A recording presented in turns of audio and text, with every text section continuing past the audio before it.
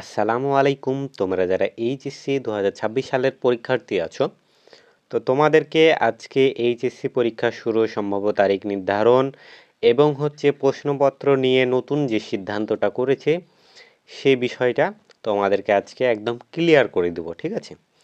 তো তোমরা অবশ্যই ফাইনালি জেনে গেছো যে এইচএসসি পরীক্ষার ডেট কবে দিয়েছে।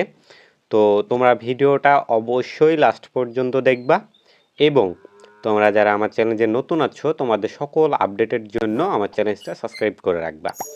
এটা আরটিভি নিউজ করেছে যে এইচএসসি পরীক্ষা শুরু সম্ভাব্য তারিখ নির্ধারণ এবং প্রশ্নপত্র নিয়ে নতুন সিদ্ধান্ত।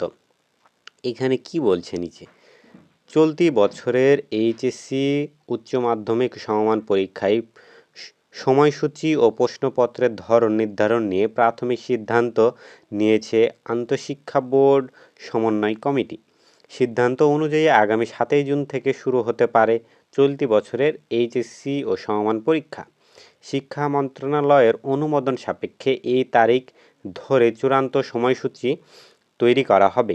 একযোগে 9 সাধারণ শিক্ষা বোর্ডে এবারের এইচএসসি পরীক্ষায় অভিন্ন প্রশ্নপত্র নেওয়া হবে বলে সিদ্ধান্ত এসেছে।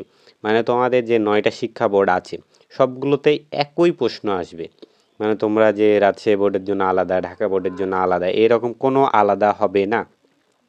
তারপরে কি রবিবার 29শে মার্চ শিক্ষা মন্ত্রণালয়ের মাধ্যমিক ও উচ্চ মাধ্যমিক বিভাগের সভাকক্ষে বোর্ড চেয়ারম্যানের এক সভায় এই সিদ্ধান্ত নেওয়া হয়।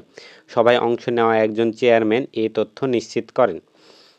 ঠিক আছে, এই যে তোমাদের যে তথ্যটা আছে, মানে তোমাদের 7 জুন পরীক্ষা শুরু হবে এবং 9টি বোর্ডের সিদ্ধান্ত, এগুলোই নিচে বলেছে। তো আজকের মতো এই পর্যন্তই। সবাই সুস্থ থেকো, ভালো থেকো, আল্লাহ হাফেজ।